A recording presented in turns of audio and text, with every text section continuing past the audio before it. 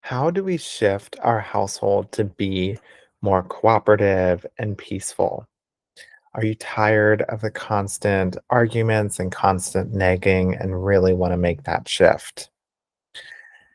I am Dr. Samuel Eshelman Latimer, and I'm going to be talking today about why I have to incorporate anthropology and an understanding of hunter gatherer societies into this cooperative, peaceful household work. So, first, I want to tell my own story of why this particular material started to resonate with me and the way that I saw it make a huge difference for myself and for others around me. So, I started actually looking at hunter gatherers and looking at anthropology before I was a parent myself, before I was a dad. And I was looking for ideas about how to create a household where we are not constantly picking on each other, sort of like nagging each other, telling each other what to do, fighting over Wendy's versus McDonald's, these types of arguments. And not striving for perfection here, just looking for less of that type of thing. And I came across first the work of Michaeline Doucleff. And Michaeline Doucleff wrote Hunt Gather Parent, where she went with her daughter to the Maya, the Inuit, and the Hazabi, and she went and lived with these hunter gatherer, these like modern day hunter gatherer tribes. And there are present day modern hunter gatherers that still live like many hunter gatherers did in the past. And she was able to learn from them and learn from their parenting style. And I think the reason why this is so important is because modern parenting advice and even modern psychological research pertaining to parenting, which I've done quite a bit of psychological research, like I do respect psychological research, but that modern research is built on research questions that are being generated from a standpoint of what we know today and then just basically asking questions based on that. And so oftentimes it'll be like, well, how do we help, prevent these arguments? And so it'll be like, okay, well, what methods do we use? Well, maybe we use reinforcement. And so we give like stickers or we try different methods like that. And so really the assumption underlying all of that is like, how do we control things more so that there are less arguments? And then we do some experiments regarding that. We see like, okay, well, there's some results with that. And that's interesting. But the research questions are not built on this like historical foundation of understanding parenting as a whole and human parenting across like the vast majority of history. And that's super helpful because it kind of like allows for putting on a different lens, so to speak, right? Like looking through different glasses and then seeing what questions would be actually useful to help and what questions would make a difference. And that's where this comes into play in terms of the limitations of modern psychological research for parenting, and then also family cooperation.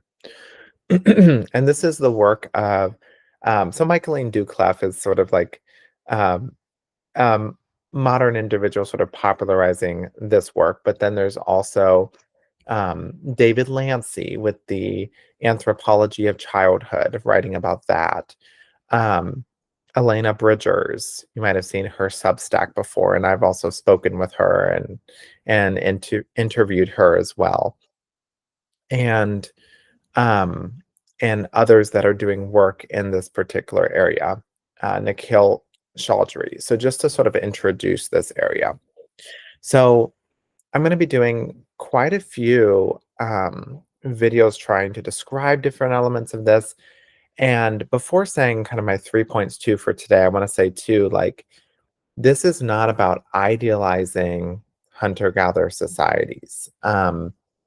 hunter-gatherer societies have very high child mortality rates. In some hunter-gatherer societies, it could be up to a third of the children that unfortunately pass away at very young ages. And so it's not about idolizing hunter-gatherer societies. It's about taking the things that work well and learning from them to see what our Western educated, industrialized, rich, and democratic society is missing in terms of the ingredients in childhood and which ones are leading to more mental health issues for our children.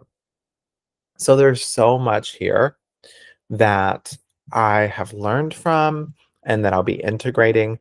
But let me give you 3 points today. So, with these 3 points about things that I took away during my journey as I got to know more about anthropology and hunter gatherers. So, one is strategies for building less arguments as a whole in the family.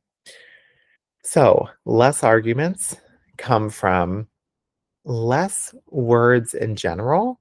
They're less likely to comment on everything and more likely to do things by example and point out less frequently what other people are doing wrong. They're less likely to say no to everything because of a sort of group mentality of working well together, and also because they empower other individuals' autonomy, which we'll get to in a bit.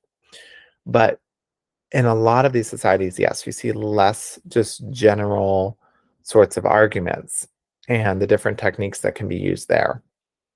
Second, there is less loneliness or a lack of social support. So, compared to our society. And where this starts is actually talking about mothers.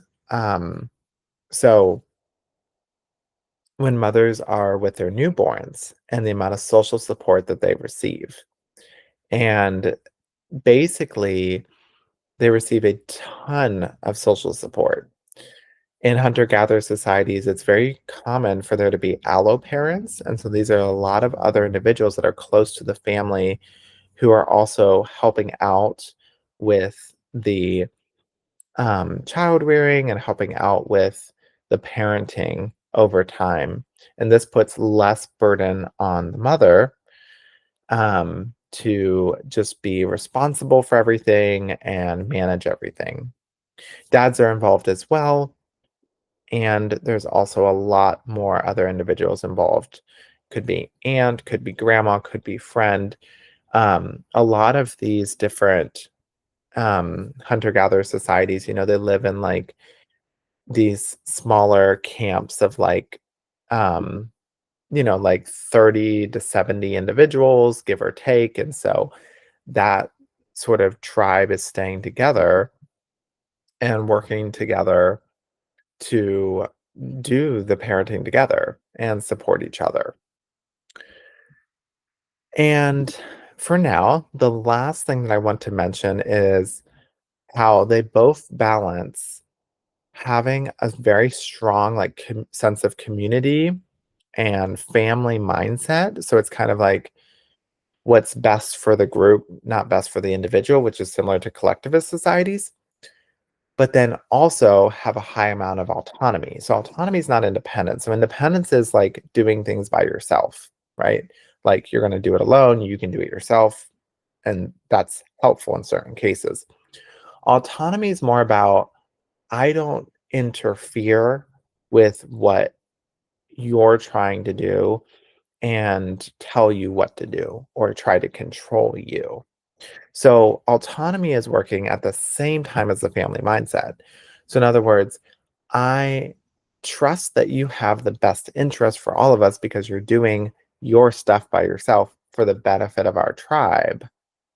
So, therefore, I'm not trying to constantly control what you are going to do. And I'm also going to let you learn as well. And then we lead by example. And I mentioned that leading by example before, so I don't have to constantly critique you because I understand that you're learning over time as we lead by example. So, those are just some of the elements. There is so much just like rich, helpful information here, and we have to interweave this into our modern approaches to figure out the best combination of things that will work for the household to create less arguments. And that is just a brief intro. We're going to be going into this in more depth in other videos.